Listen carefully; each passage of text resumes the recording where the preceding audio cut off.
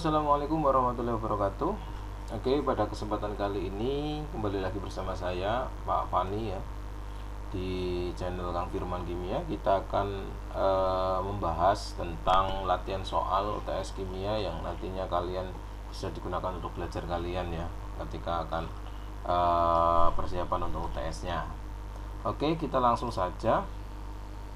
Untuk pembahasannya, latihan soalnya sudah saya share di Edmodo yang sudah kalian punya, atau nanti kalian bisa download di link bawah deskripsi ya. Oke, jadi untuk materi UTS-nya itu kita ambil dari bab pertama, kedua ya. Yang pertama itu kalau itu tentang hakikat kimia.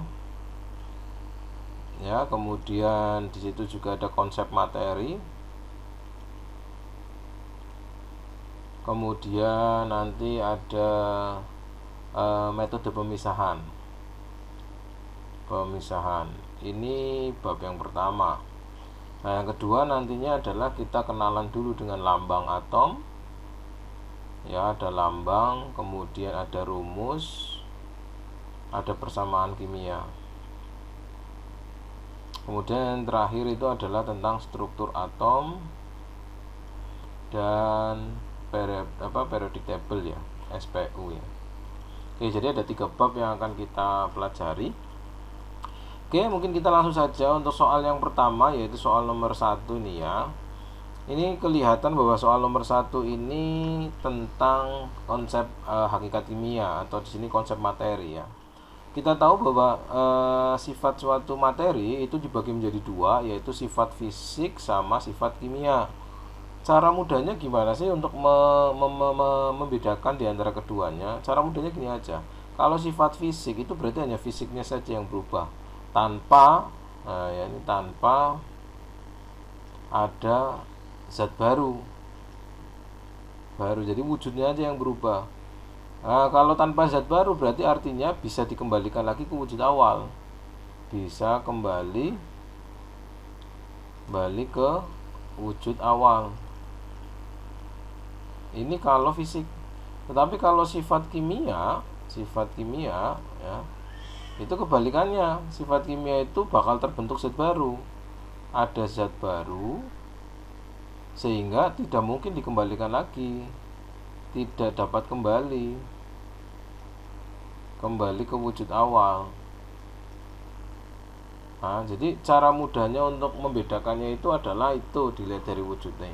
Oke, contohnya misal di sini di bawah ini yang merupakan sifat fisik, ada mendidih, ada mudah terbakar, mudah berkarat. Lah kita tinggal praktekkan aja di sini. Terbakar, kalau sesuatu yang terbakar mesti tidak bisa dikembalikan, berarti ini kimia. Oke, ini kimia. Mudah berkarat, besi berkarat bisa dikembalikan lagi enggak, berarti ini kimia. Oke, ini kimia. Oksidatif itu jelas kimia banget. Korosif ini juga kimia. Ini kimia ya. Ini kimia. Nah, kalau mendidih itu kan dari air merubah jadi gas ya, berarti bisa dikembalikan lagi dong, tinggal didinginkan saja ya. Didinginkan betul ya. Berarti jawabannya yang A. Oke, cara yang sama kerjakan nomor 2 ini ya. Di bawah ini merupakan sifat kimia suatu zat lah. Kalau kimia berarti artinya tidak bisa balik. Larutan bisa balik enggak? Bisa ya, diuapkan nanti bakal terbentuk lagi zat. Titik didih fisik, titik beku fisik, titik uap fisik. Beracun lah, ini sifat kimia itu beracun. Oke, kalau beracun itu berarti maksudnya sifat kimia. Sekarang perubahan juga ada 2, perubahan fisik sama perubahan kimia. Nah, kalau perubahan ini berarti yang menyertai ini.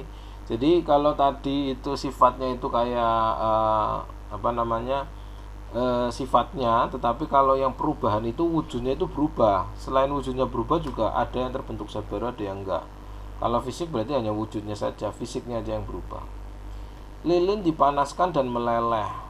Nah, lilin dipanaskan dan meleleh merupakan fenomena jenis apa? Kalau meleleh itu berarti hanya mencair ya. Kalau meleleh itu berarti bisa kembali lagi nih. Bisa dikembalikan. Dengan cara gimana? Ya didinginkan saja, dipanaskan, didinginkan kembali. Oh, berarti ini sifatnya sifat fisika.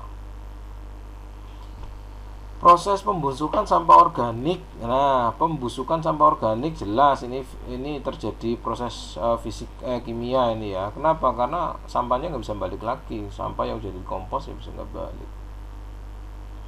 Pemanasan global menyebabkan es kutub mencair sehingga air laut semakin meninggi. Proses mencairnya mencairnya es kutub itu kan karena panas. Nah, kalau panas berarti hanya perubahan fisiknya doang nih. Ya kalau didinginkan lagi gimana ya, jadi es lagi kan gitu. Selanjutnya, besi rongsokan dibiarkan di ruang terbuka terkena air hujan dan udara sehingga besi tersebut berkarat. Ya, kalau berkarat berubah menjadi coklat dan menjadi rapuh. Ini jelas perubahannya adalah perubahan kimia ya. Pak, kalau metafisika, geokimia, geofisika gimana Pak? Ya itu hanya untuk pengecoh saja, nggak usah dipilih. Oke, selanjutnya adalah tentang perbedaan antara unsur, senyawa ya sama campuran. Ini kalian harus bisa membedakan ini. Kalau unsur itu berarti penyusun suatu materi yang paling dasar yang terdiri dari satu unsur atau satu atom ya. Tapi kalau senyawa itu gabungan antar atom. Gabungan antar atom yang beda. Nah, kalau ini ya atom sama. Contohnya apa? Ya besi, itu atomnya besi. Gabungan antar atom contohnya apa? Ya misalnya ini H2, ini O2, ini unsur. Atau Fe besi, ini unsur. Tetapi begitu mereka bergabung, H2O ini senyawa. Fe2O3 ini namanya senyawa.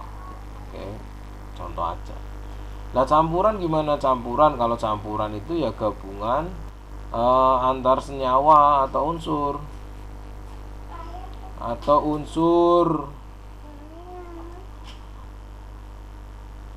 Ya, jadi kalau campuran gabungan senyawa atau unsur. Ya, gabungan tapi tanpa melalui reaksi. Campuran itu hanya secara fisika saja. Oke, tetapi kalau gabungan antar atom yang beda ini melalui apa? Melalui reaksi. Reaksi kimia.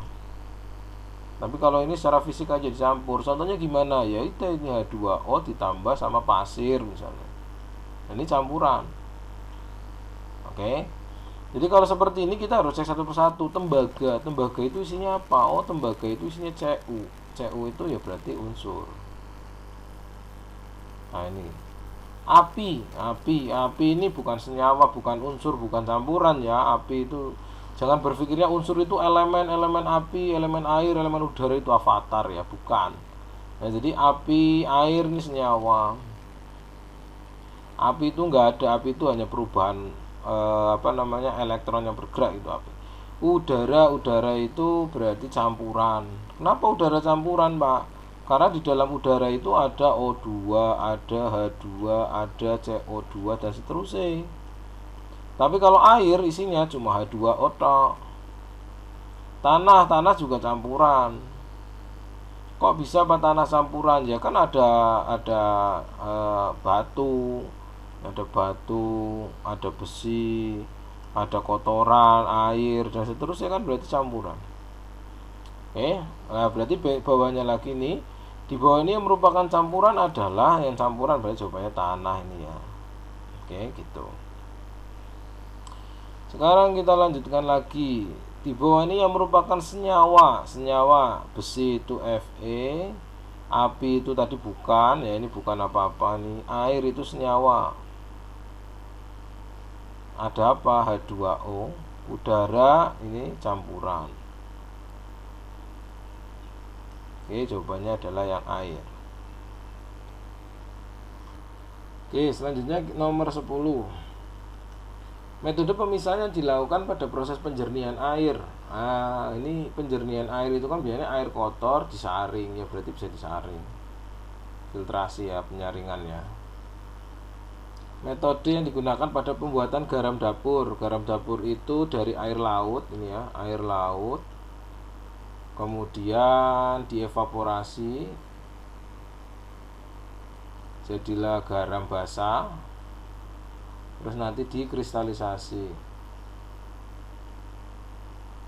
Jadi nanti kristal garam. Cl ya. Maka terjadi proses evaporasi dan yang tepat adalah evaporasi dan kristalisasi. Oke, selanjutnya nomor 12. Metode pemisahan berdasarkan perbedaan titik D. Ingat, perbedaan titik D itu karena adanya ini apa? Berarti bagaimana cara memisahkannya? Ini ciri khas dari destilasi ya. Ini jawabannya destilasi. Evaporasi itu penguapan, ekstraksi itu pengambilan dari suatu campuran dengan menggunakan pelarut tertentu. Sublimasi itu berarti dengan cara disublimkan salah satunya. Filtrasi itu dengan penyaringan. Nah, ini nomor 13, kapur barus yang bercampur dengan pengotor dapat dibersihkan dengan metode, karena kapur barus itu mudah sekali menyublim, maka bisa mudah sekali dipisahkan dengan menggunakan teknik sublimasi. Oke, itu untuk bab yang pertama. Nah, selanjutnya kita masuk bab yang kedua, yaitu tentang lambang unsur, kemudian rumus kimia, rumus molekul gitu ya, dan kemudian nanti dilanjutkan dengan persamaan reaksi. Tapi ini hanya pengenalan saja sifatnya, jadi mungkin masih gampang ini. Tinggal kalian hafal apa enggak nih bentuk-bentuknya. Contoh ini, kalium, kalium itu K. Natrium itu Na. Besi itu Fe, berarti KNaFe gitu ya. Pak, kalau Be itu apa? Kalau Be itu berilium. Ca itu apa? Ca Pak, kalau Ca itu kalsium. Beda, hati-hati. Natrium klorida merupakan bahan yang digunakan bumbu masak. Rumus kimia natrium klorida, lah ini paling udah kenal semua ya. Natrium klorida berarti Na sama Cl. Jawabannya adalah yang A. Oke, kemudian kita lanjutkan lagi. 16. Cuka merupakan salah satu bahan yang digunakan sebagai bumbu masak yang memiliki rasa asam. Ya, kita tahu semua cuka ya. Rumus kimia cuka adalah yang tepat adalah apa? Oke, cuka itu isinya adalah asam asetat. Ini kan pengetahuan umum pemanfaatan dari kimia atau berarti ya kudu ngerti. CH3COOH. Ini adalah asam cuka. Berarti jawabannya yang A.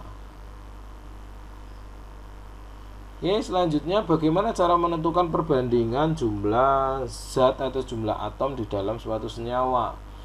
Oke, caranya adalah tinggal dihitung saja nih ya. Bioetanol merupakan bahan alternatif yang isinya adalah C2H5OH. Perbandingan jumlah unsur C, H, dan O adalah, ya kita cek ini, C2H5OH.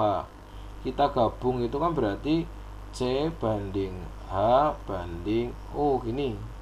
C nya berapa? 2. H nya berapa? 5 sama 1 kan berarti 6. O nya berapa? 1. Berarti 2 banding 6 banding 1. Jawabannya yang C. Oke, jadi ini sambil belajar ini. Jadi kalau misalnya ada gini, CaOH 2 kali, berarti perbandingannya gimana? Ya Ca banding O banding H. Ca nya 1, O nya berapa kalau dalam kurung? O nya 2, H nya berarti 2 gini. Ini kali ya kalau dalam kurung. Oke, 1 banding 2 banding 2. CH3COOH berarti C banding H banding O. C nya 2, H nya 4, O nya 2. Oke, ini masih perbandingan yang belum sederhana. Sederhananya berarti berapa? 1 banding 2 banding 2. Banding 2 banding 1 ini ya. Karena C4 2 ini perbandingannya. Oke, begitu. Sekarang kita lanjutkan lagi nomor 17. Gas LPG tersusun atas propana dan butana. Rumus empiris, ingat kita tahu ada yang namanya rumus molekul sama rumus empiris. Rumus empiris itu adalah rumus dengan perbandingan paling sederhana.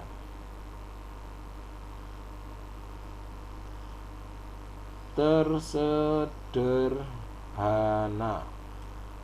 Oke, ini rumus empiris. Lawannya rumus empiris itu adalah rumus molekul.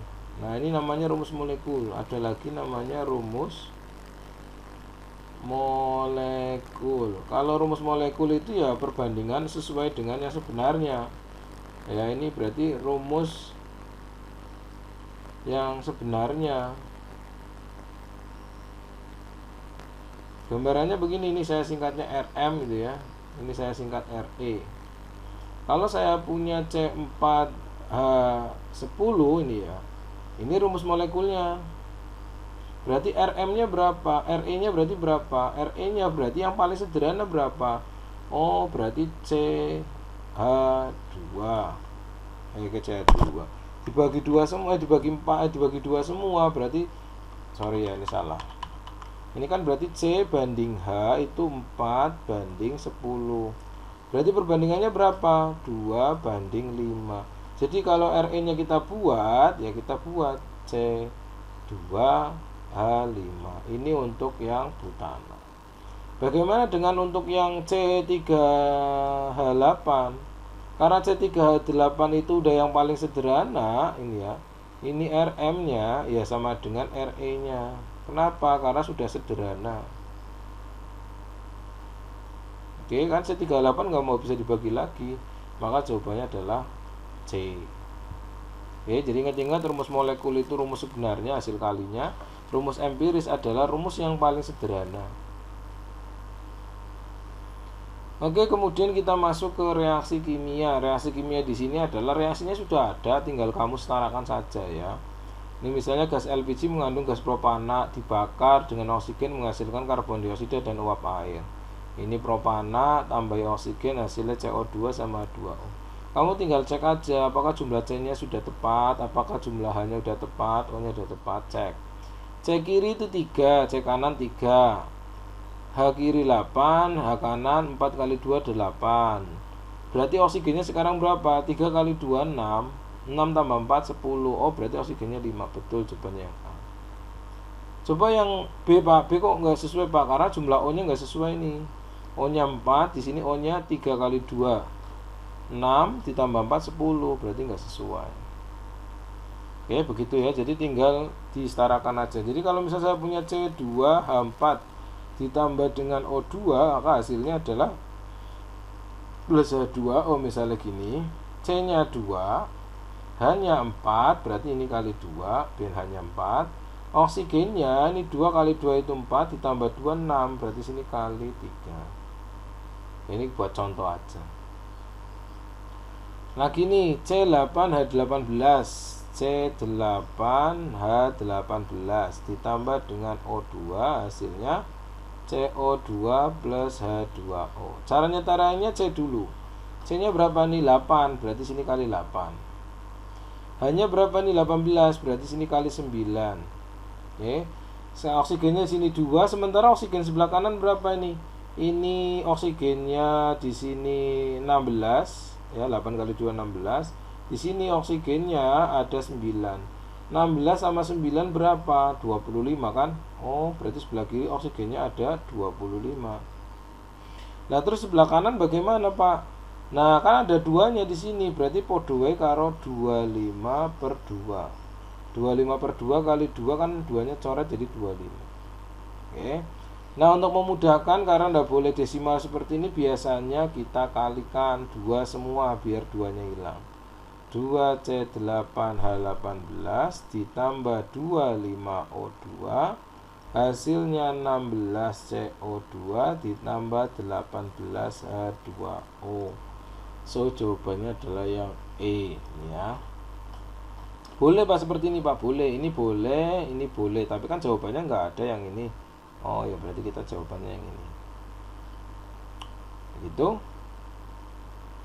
Nah, selesai pengenalan tentang lambang, reaksi, dan rumus ya. Sekarang lanjut lagi ke teori atom ini ya. Struktur atom. Pertama adalah teori atom. Ingat-ingat gambare. Kalau yang cuma bola pejal seperti ini Dalton. Oke. Kalau bola pejal ada elektronnya, ini Thomson. Kalau ruang hampa seperti ini ada elektronnya, ini adalah Rutherford. Kalau elektronnya ada lintasannya kayak tata surya, ini Bohr. Sedangkan kalau yang gambarnya elektronnya nggak jelas berupa titik-titik ini yang mekanika kuantum. Kuantum atau modern. Jadi kalau tanya Rutherford ya jawabannya yang 3. Itu ya. Besok kalau misalnya ditanya Thomson ya berarti yang ini. Kalau tanya Bohr berarti yang ini dan seterusnya gitu ya. Ingat. Oke, kemudian kita lanjut ke struktur atom. Struktur atom masih ingat, X di atas itu adalah A, bawah itu Z. A ini adalah nomor massa. Z ini adalah nomor atom. Ya, jadi kalau kita mau mencari proton, elektron, neutron bagaimana? Z itu sama dengan proton sama dengan elektron. Sedangkan neutron itu sama dengan A kurangi Z. Oke. Ini untuk kondisi atom netral. Jadi kalau misalnya ada Ca gini ya, nomor masanya 40 ya tulis yang besar di atas, nomor atomnya 20 tulis di sini. Lambang unsur yang tepat adalah kalsium itu Ca guys, bukan K. Berarti jawabannya adalah yang A. Oke, gini. Nah, kemudian proton, elektron, neutron dari Na1123 ini tadi yang sudah kita sebutkan ya. Ini atomnya atom netral. Netral itu artinya bermuatan, berarti tinggal hitung aja protonnya itu sama dengan yang di bawah ya. Proton itu sama dengan Z ini. Proton itu sama dengan Z di bawah.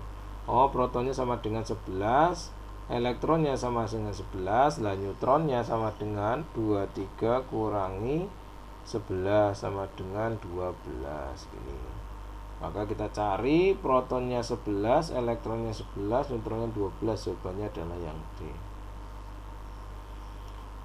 Oke, kemudian bagaimana jika atomnya merupakan atom bermuatan seperti ini? Oke, karena dia bermuatan, maka kita sebutnya adalah ion. Ada 2 jenis. Kalau plus itu berarti lepas elektron, berarti elektronnya berkurang. Tapi kalau min itu berarti artinya terima elektron. Sehingga untuk proton itu sama dengan Z, tapi untuk elektronnya itu harus ditambahkan atau jumlahi ya. Ini harus ditambah atau dikurangi tergantung muatannya. Oke, yang mana aturannya? Sedangkan neutronnya tetap A kurangi Z. Sehingga bisa kita simpulkan protonnya sama dengan 17, neutron elektronnya karena di sini -1 itu berarti Cl min ini ya. 17, ini 35. Minus ini artinya dia terima 1 elektron. Jadi elektronnya awalnya 17, ketambahan 1 sama dengan 18. Lah neutronnya tetap atas kurangi bawah, 35 kurangi 17 sama dengan 18. Oke, jadi gambarannya seperti itu ya. Jadi kalau misalnya ada yang plus Pak, misalnya plus Ca20 40 2 plus Pak, ya podo, cuman plus iki berarti elektronnya jadi lepas kurang 2. Jadi protonnya sama dengan 20, tapi elektronnya 20 kurang 2 sama dengan 18. Neutronnya sama dengan 40 kurangi 20 sama dengan 20. Ya, ini kalau yang muatannya plus. Nah, ini kalau yang muatannya min ya. Nah, ini elektronnya berkurang ya. Jadi elektron tambah 1 min. Oke, kemudian ada istilah isotop, isobar, isoton. Isotop itu berarti artinya protonnya sama. Nah, yang lainnya beda. Berarti kalau protonnya sama, yang bawahnya sama. Ini 20, ini 20, ini jelas isotop. Ya, itu aja. Nah, kalau misalnya isobar, kalau isobar kewaliane, masanya sama atau berarti atasnya sama. Kita cek aja yang atasnya sama. Ini 40, ini 40, tapi kan ini Ca20, Ca20 ini bukan. Ini kan atomnya sama. sama. Nah, jawabannya adalah yang B. 1939 2039. Oke. Atomnya beda. Ada lagi istilah isoton ya, belum keluar. Isoton itu berarti neutronnya sama. Contohnya gimana Pak contohnya? Ya contohnya ini Ca 4020 sama K3919. Ini neutronnya sama dengan 40 kurangi 20 sama dengan 20. Ini neutronnya juga 39 kurangi 19 sama dengan 20. Lah ini neutronnya podong ini jenenge isoton. Nah ini isoton ini ya. Contoh. Oke, begitu tentang istilah-istilah proton, elektron, neutron. Nah, sekarang yang nomor 27 sudah masuk ke dalam konfigurasi elektron. Ingat konfigurasi elektron KLMNO maksimalnya adalah 2, 8, 18, 32, 50. Ini maksimalnya. Oke, dan syaratnya adalah syarat elektron terakhir maksimalnya 8 elektron. Syaratnya ini. Kalau AR18 sekarang AR18 yang jelas totalnya itu ada 18. Jadi jangan dipilih ini, jangan dipilih ini, enggak 18 jangan dipilih. Totalnya pokoknya 18. Karena yang digambarnya di bawah. Oke. 288, maka jawabannya adalah yang A. Kenapa enggak yang C, Pak? Karena yang C tidak memenuhi syarat. 22 kok 2? Karena harusnya adalah 28. Kalau 2 ya salah, kan masih cukup 8. Kenapa diisi 2 tok? Oke, gitu. Bagaimana jika konfigurasinya merupakan ion ini? Mg1224 ini 2+. Artinya 2+ di sini artinya elektronnya kurang 2. Kalau elektronnya kurang 2 berarti harusnya nanti bakal jadi 10 elektron saja. Kan kurang 2. Oke, jadi kita buat 28. Jawabannya adalah yang A. Oke ya, bukan malah nambah 2 ya. Bukan yang C ya, tapi malah dia kurang 2. Kemudian nomor 29, bagaimana jika kita menentukannya dari gambarnya, dari strukturnya? Ya sama. Ini adalah kulit. Ya, kulit K, ini kulit L, kulit M. Berarti kalau kita buat KLM, ini dihitung berapa nih? 1 2 oh 2. 1 2 3 4 5 6 7 8 8. 1 2 3 4 ya. 5, 6, 7. Oh ada 7. Oke, berarti CL itu 2, 8, 7. Oke, yang tinggal dilihat aja sebenarnya. Nah, kemudian kita masuk ke chapter selanjutnya. Bab selanjutnya adalah teori perkembangan. Bukan teori perkembangan, tapi sistem periodik unsur. Nah, sistem periodik unsur juga mengalami pengembangan. Mulai yang pertama kali itu bahwa sistem periodik unsur itu ini urut-urutannya ya. Sistem periodik unsur SPU itu awalnya itu cuma logam atau non logam. Kemudian berubah lagi ada triade Dobreiner. Kemudian ada lagi oktav Newland.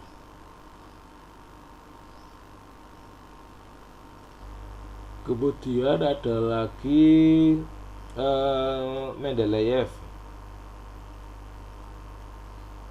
Kemudian masuk ke Moseley. Nah, Moseley ini pencetus modern. Nah, Moseley itu pencetus modern. Jadi sebelum ada sampai sekarang ini ternyata berkembang. Lah bedanya apa sekarang? Kalau pada zaman dulu cuma logam non logam. Jadi semua unsur itu tahunnya ya, oh dia unsur logam, oh dia unsur non logam itu Pak. Kemudian berkembang, unsur-unsur dikelompokkan 3 ini 3 unsur, triade itu 3 ya. unsur yang sifatnya mirip. Mirip itu dikelompokkan dalam satu golongan ya, 3. Lah oktav, kalau oktav itu 8. Jadi unsur itu diurutkan. Lah tiap ke-8 itu sifatnya mirip. Nah, ini masuknya adalah oktav Newland. Mendeleyev itu berarti mulai dikenal namanya periode sama golongan. Kalau golongan itu yang sifatnya mirip. Kalau periode itu di sini kenaikan massa, diurutkan berdasarkan kenaikan massa. Tapi kemudian ternyata banyak masalah kalau kenaikan massa, sehingga Henry Moseley mengusulkan periodenya kenaikan atom saja, nomor atom. Sama nih, golongannya tetap sama. Golongannya itu yang sifatnya mirip. Nah, berarti kalau yang ditanya triade ya mesti jawabannya adalah Dobereiner. Gitu ya. Dari penggalan periode di mana unsur diurutkan berdasarkan kenaikan nomor atom dan kemiripan sifat, kemudian dijadikan sebagai dasar pembuatan sistem periode modern adalah, nah ini jawabannya udah ketebak. Kenaikan nomor atom dan sifatnya mirip itu adalah Henry Moseley modern. Oke, siapa penemunya? Henry Moseley. Jawabannya adalah yang ini. Oke, kemudian kita lanjutkan lagi bagaimana cara menentukan periode dan golongan dilihat dari konfigurasi elektronnya. Ingat ya. Jadi kalau periode itu dilihat dari jumlah kulitnya. Kalau golongan dilihat dari elektron valensi atau elektron terakhir. Oke, contoh. Ini kulitnya kulit KLMN. Oke, berarti ada 4 kulit.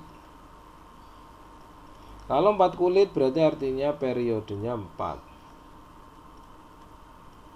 Oke. Kemudian elektron valensi atau elektron terluarnya siapa? Oh, 7. Oh, ini adalah elektron valensi. Itu sama dengan golongan. Oh, berarti dia golongannya adalah golongan 7A. Makanya Romawi ya. 7 itu berarti V strip 1. Berarti jawabannya adalah yang A. Oke, kemudian nomor 33, cara yang sama disuruh menentukan periode dan golongan sama ini ya. Ini kulitnya berapa? Oh, kulitnya 4 kulit. Berarti periodenya periode 4. Elektron terakhirnya 2. Oh, berarti ini adalah golongan 2. Golongan 2A. Jawabannya yang ini. Lah, Pak, bagaimana jika seperti nomor 34, Pak? Belum ada konfigurasinya. Ya, berarti kita buat dulu konfigurasinya. Na11 23 281. Oh, ini kulitnya 3 kulit. Oke, berarti periodenya periode 3. Elektron valensinya 1. Oh, berarti ini elektron valensi. Berarti dia golongan 1A. Oke, hanya seperti itu. Maka jawabannya adalah 3 dan 1 nih, A. Oke, yang terakhir adalah dalam sistem periodik unsur, pernyataan berikut yang benar tentang sifat dalam satu golongan dari atas ke bawah. Oke. Sifat sistem periodik itu ada 3. Yang pertama, saya mudahkan aja gini gambarnya. Ini jari-jari atom. Jari-jari atom dari kanan ke kiri, dari atas ke bawah itu semakin besar.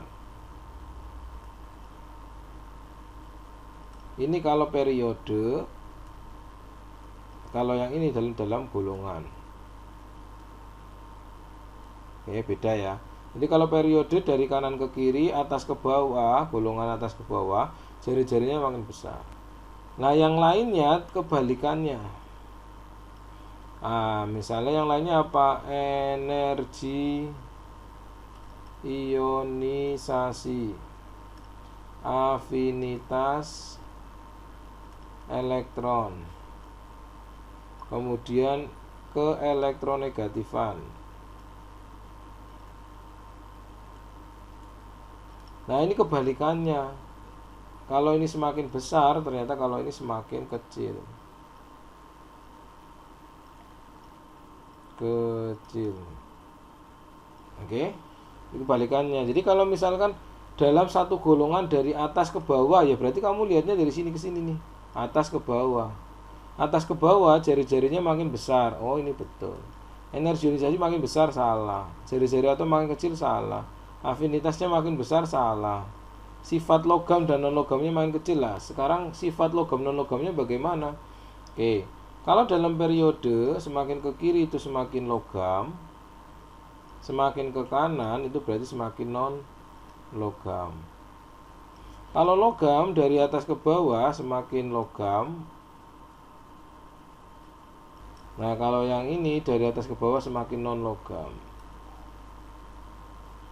Ya, jadi urutannya bagaimana Pak? Pokoknya kalau mau logam itu berarti yang sebelah kiri. Ini makin. Tapi kalau dalam satu grup logam dari atas ke bawah, sifat logamnya makin naik itu ke bawah. Oke, seperti itu pembahasan latihan UTS untuk pelajaran kimianya ya. Silakan dipelajari lagi dari materi awal sampai akhir. Ini hanya untuk gambaran saja ya. Mungkin pembahasan yang tadi sudah ada. Ya soalnya mestinya nggak sama seperti ini, cuma sebagai latihan mirip-mirip lah ya seperti ini. Oke, sekian pembahasan dari saya. Silakan bisa kalian pelajari. Semoga bermanfaat dan semoga sukses untuk UTS besok. Oke, assalamualaikum warahmatullahi wabarakatuh.